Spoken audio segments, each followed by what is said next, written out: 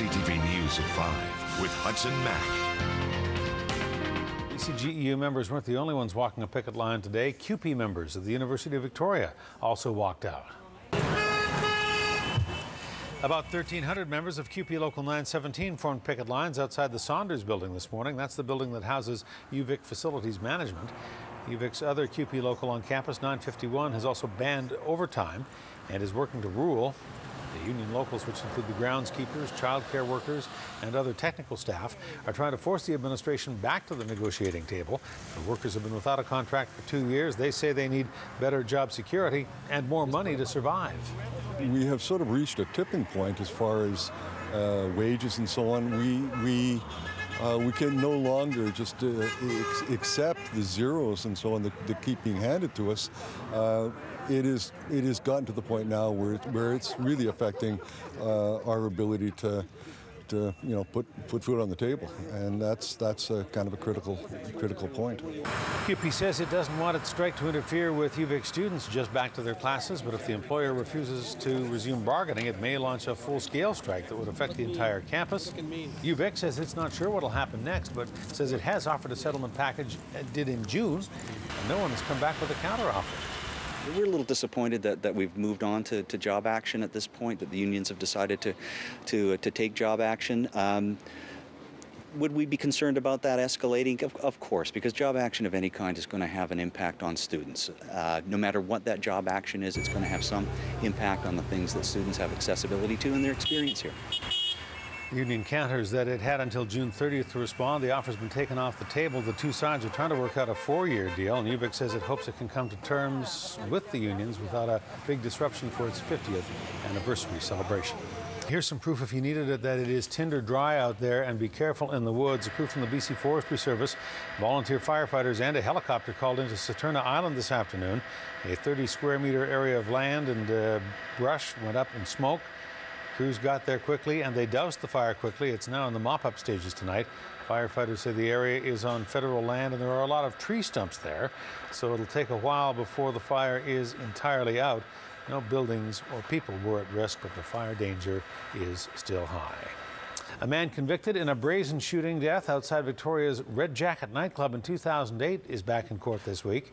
The gunman is serving a mandatory life sentence, and today the court began a 3-day process which will determine how long the convicted killer must serve before he becomes eligible for parole. CFAX 1070's Kyle Reynolds was in court today and has more. A 3-day resentencing hearing is underway for a man convicted in a shooting death outside the Red Jacket nightclub on View Street in 2008. Samphavana Shanthabuwala was initially convicted of first-degree murder and 2 counts of attempted murder in the shooting.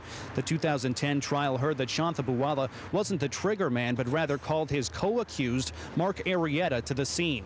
A later Court of Appeal decision found that the trial judge didn't properly instruct the jury, and Shanthabuwala's first-degree conviction was dropped to second-degree murder. Shanthabuwala will still serve a mandatory life sentence, but now the current resentencing hearing will determine how long he must serve before becoming eligible for parole. Kyle Reynolds for CTV News. That hearing, by the way, will continue until Friday.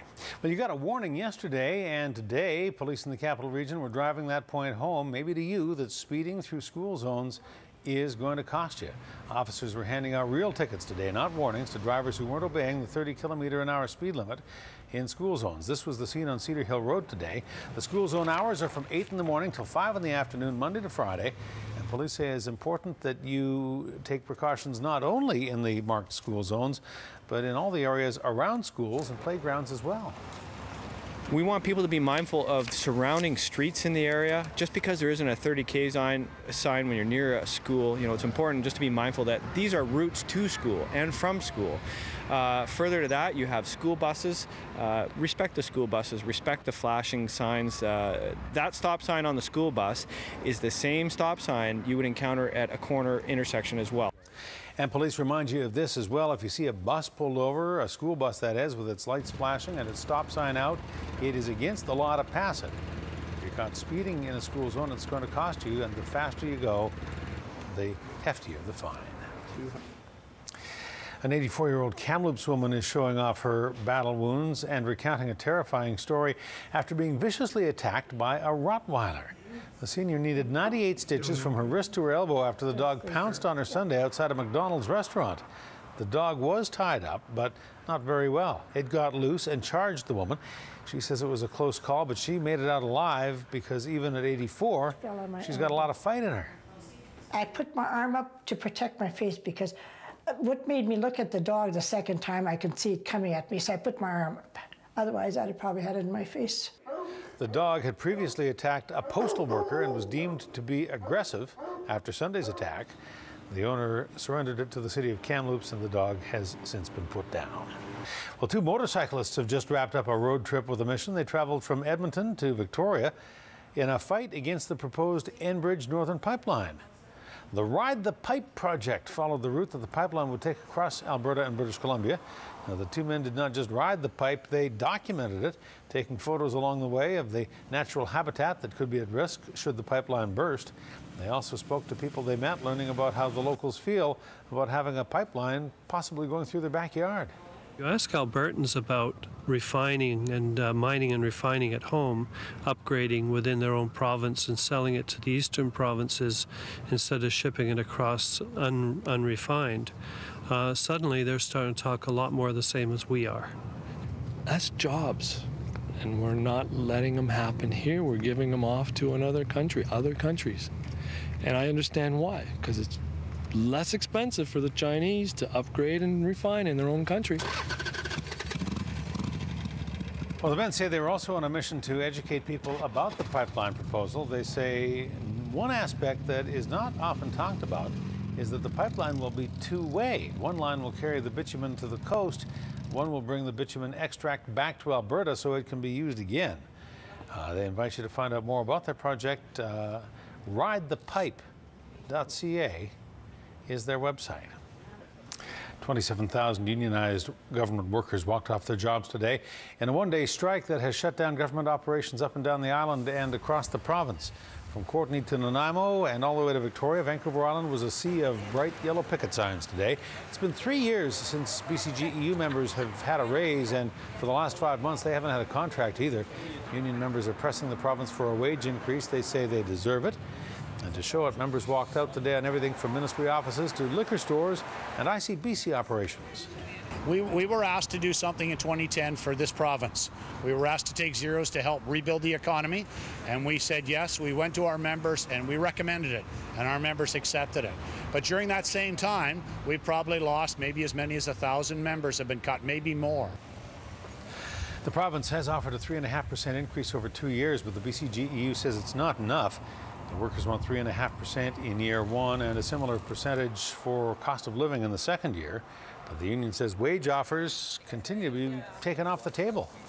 Well, we want to get back to the table. We want to get a settlement. So we're hopeful that they'll be mindful of this event today and that they'll agree to meet us at the table and they'll make a better offer, something which is better than the rate of inflation is what we're looking for. The union president says it appears the province may be willing to talk after today. He says if not, the union will continue to stage job action until workers get a fair deal. Well, the Canadian Taxpayers Federation wants you to think twice about where your money's going. The Federation has launched a campaign questioning pension rates for members of Parliament. The Taxpayers Federation unveiled its newest billboard in Nanaimo today, asking if you are fed up with the current MP pension scheme. The billboards are going up in 5 cities across Canada, including Vancouver, Calgary, and Ottawa. The CTF says Vancouver Islanders are getting sick and tired of pumping money into MPs' pensions when their own retirement funds are suffering. Every dollar an MP puts into their pension, taxpayers put in $24. We find this completely unfair, totally inequitable, and unsatisfactory. So today we're expanding this to Nanaimo. It's another step forward as we move into the fall. MPs are coming back to Parliament Hill. We want to make sure they go back with the message, we want this changed. The goal of the campaign is to get Canadians to put pressure on their MPs, opposition members, and the Prime Minister before the new MP pension reform plan kicks in this fall.